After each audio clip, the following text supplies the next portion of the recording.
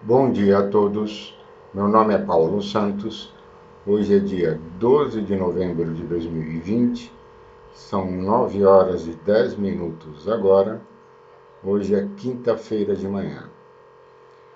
Senhores, vamos direto ao assunto. Existem rastreadores de tendência no mercado financeiro para rastrear tendências de alta e tendências de queda no gráfico? A resposta é não. Não existe no mercado financeiro, na bolsa de valores, rastreadores de tendência. Isso porque as oscilações dos preços são aleatórias. Então não há como determinar o início de uma tendência de alta, não há como determinar o início de um movimento de alta e nem a intensidade desse movimento de alta. Então não há como construir, é impossível hoje construir um rastreador de tendências que determinasse com precisão, com exatidão, o início de um movimento de alta ou um movimento de queda. Nós vamos plotar um gráfico aqui para que fique mais claras as nossas explicações. Este gráfico é o gráfico da PTR4, Petrobras. Todo mundo conhece um gráfico diário. E o que se entende, primeiro, o que se entende como rastreador é, por exemplo, um detector de metais. Então, por exemplo, um detector de metais portátil, o que a pessoa faz? Ela rastreia a praia, o terreno, e quando passa por um objeto de metal, o detector apita, então está rastreando realmente metais. Ele emite um sinal sonoro quando detecta, por exemplo, um anel na praia, uma moeda na praia. Aqui nós vemos nessa imagem um detector de metais, uma pessoa rastreando, fazendo o rastreamento do terreno na praia. E esse detector emite um sinal sonoro e indica corretamente, aqui tem um metal. Pode ser de ferro, pode ser um anel de ouro, mas indica com precisão que existe um objeto metálico quando ele emite o sinal sonoro. Mas os osciladores em um gráfico não fazem isso. Por exemplo, nesse gráfico da Petrobras, um gráfico diário, nós plotamos aqui uma média, que é a média exponencial 17, e o que nós podemos dizer sobre a média é que ela é uma acompanhadora de tendências. Todos os osciladores do mercado financeiro, o que nós podemos dizer no máximo é que são acompanhadores de tendência. Então, quando os preços sobem, a média sobe. Quando os preços caem, a média vira para baixo. Quando os preços sobem, a média sobe. E quando os preços caem, a média vira para baixo. Então, ela está simplesmente acompanhando os preços. Em nenhum momento ela diz aonde existe um ponto em que ocorrerá uma tendência de baixa, uma reversão para baixo, uma forte tendência de queda. Em nenhum momento existe essa indicação em uma média. Então, um segmento de reta também poderia ser um acompanhador de tendências, e o que se faz é construir estratégias de trading, o que nós observamos na internet, em fóruns, lives, ensinado pela análise técnica, é construir uma estratégia de trading que, por frequência relativa, estudando o histórico, nós observamos que a taxa de acerto seria maior em determinado período de tempo no histórico. Mas o histórico não garantirá que num período de tempo posterior a taxa de acerto seja a mesma. Uma estratégia pode gerar prejuízo depois também. O que nós fazemos, o que se ensina na análise técnica somente é construir estratégias com esses indicadores e que, por frequência relativa, pelo histórico, foi observado que seriam lucrativas. Mas, por frequência relativa, nós também não sabemos se continuará sendo lucrativa, podem gerar prejuízo. Então, por exemplo, usando uma média, nós poderíamos realizar uma venda sempre que um candle fechasse abaixo da média, depois fizesse uma compra quando o candle fechasse acima da média, e nós faríamos vendas e compras sucessivas aqui durante as oscilações dos preços. Então, pode-se construir uma estratégia. E nós também plotamos um indicador muito conhecido, que é o índice de força relativa, também chamado de rastreador de tendências, mas ele é um acompanhador de tendências. Então, pela análise técnica, por exemplo, recomenda-se que realize uma venda quando o IFR fica sobrecomprado na região dos 70. Nós estamos usando a calibragem 14, que é a mais conhecida, e nós poderíamos, por exemplo, construir uma estratégia usando até um outro candle como sinal, mas não emitirá exatamente, precisamente, um sinal de reversão.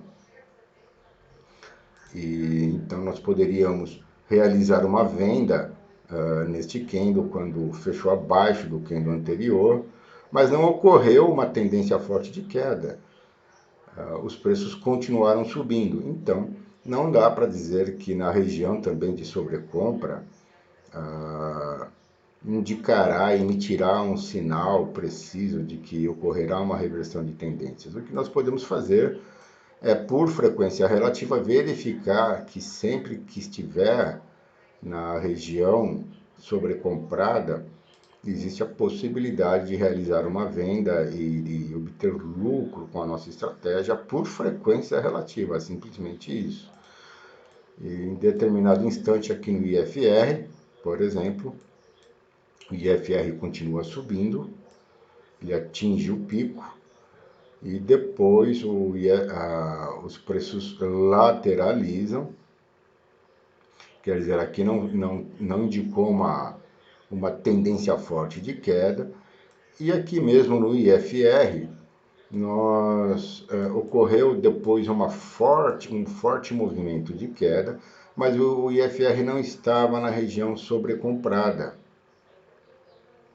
Então isso mostra, na prática, assim, que nenhum oscilador emite sinais precisos, não são rastreadores. E por que não são rastreadores? Porque não detectam a tendência. E por que não detectam uma tendência de alta ou uma tendência de baixa? Porque as oscilações são aleatórias, as tendências são aleatórias, a intensidade do movimento de alta e a intensidade do movimento de queda são aleatórias. E é impossível determinar com precisão exatamente o início de uma tendência de alta e a intensidade dessa tendência de alta. É impossível determinar o início de uma forte tendência de baixa, a intensidade dessa tendência. Então também não há como dizer que um oscilador seja melhor do que o outro, não há. Por frequência relativa, um oscilador em determinado período de tempo pode, construindo uma estratégia com um determinado oscilador, por exemplo, o IFR, pode ser lucrativo e depois pode gerar prejuízo. O mesmo ocorre com o MACD, que também é um indicador muito conhecido. Por exemplo, nós vamos plotar aqui o MACD. Existem vários indicadores. Opa, nesse gráfico está difícil até de ver aqui uma estratégia com o MACD poderia ser, por exemplo, a compra quando os preços cruzassem para cima, a linha vermelha cruzasse a linha azul para cima e vender quando cruza para baixo. Então, é uma estratégia que poderia dar certo, cruzou para cima, depois cruzou para baixo, faria uma venda. Opa, aqui, cruzou para baixo. E verificar no histórico a taxa de acerto. Neste momento, ficaria indefinido os cruzamentos para cima e para baixo. E teve um determinado instante em que ocorreu um cruzamento para baixo, em que o movimento seria bastante lucrativo se usasse essa estratégia. Neste instante, eu vou tirar o IFR agora. Não precisa. Neste instante em que o MACD cruzou para baixo, se realizasse uma venda e depois cruzou a média vermelha, cruzou a média azul para cima, então seriam nesses dois pontos a nossa estratégia, teria realmente lucro, mas não há como garantir que continue tendo lucro e que o tamanho do lucro seja o mesmo, porque nós estamos realizando uma estratégia trilhando o caminho da frequência relativa, usando os dados do histórico, e posteriormente não há como garantir que a taxa de acerto, a lucratividade será a mesma, simplesmente isso. E também não existe nenhum oscilador melhor do que o outro. No IFR, nós ainda vamos mostrar que o IFR ele é construído, ele usa uma fórmula baseada em preços. Este é o índice de força relativa, esta é a fórmula do índice de força relativa.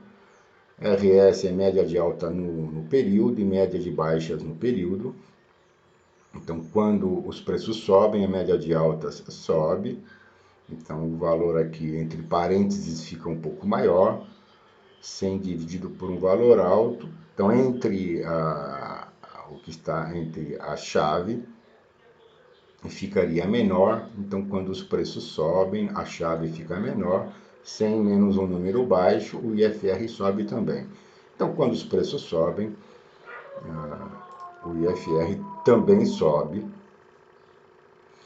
E quase todos os osciladores indicadores usam o preço, uma média, são baseados em preços, usam fórmulas baseadas em preços. E todos esses osciladores indicadores não são rastreadores. Pode-se dizer que são acompanhadores.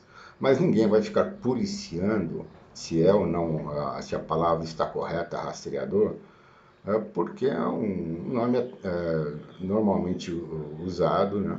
O mais importante mesmo é também transmitir a ideia de que não existe um indicador ou oscilador melhor do que o outro. Isso não existe, porque nenhum desses indicadores ou osciladores são rastreadores, são no máximo acompanhadores de tendência.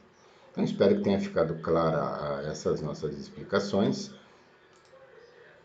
E ainda voltando aqui para o gráfico, nós poderíamos usar outros tipos de osciladores. Nós poderíamos usar, por exemplo, um chapeuzinho como um acompanhador de tendências também.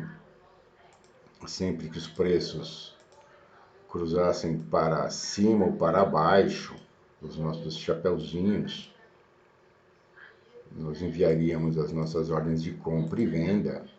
Também seriam acompanhadores de tendência, conforme nós dissemos, qualquer reta, segmento de reta é um acompanhador de tendência. Senhores, eu vou parar este vídeo agora e publicá-lo em nosso canal. Espero que tenha ficado claro então as nossas explicações. Resumindo e repetindo, não existe rastreador de tendência, isso porque o início de um movimento de alta ou o início de um movimento de queda é aleatório, não há como determinar. O que existe no mercado, no máximo, são acompanhadores de tendência. E não há como criar, é impossível criar para a Bolsa de Valores um rastreador de tendências. O que existem são acompanhadores, e não dá para dizer que um acompanhador de tendência seja melhor do que o outro. Mas o nome rastreador continuará existindo. Não é rastreador porque para ser rastreador teria que, igualmente como ocorre no detector de metais, indicar exatamente um sinal sonoro ou um sinal que determinasse com precisão o início de uma reversão. Isso não ocorre. Usa-se candles às vezes como um sinal, mas isso também não é preciso, conforme nós mostramos aqui no gráfico. Aqui ocorreu um engolfo de baixa no topo e mesmo assim os preços não caíram. Senhores, vou parar este vídeo agora. Tchau!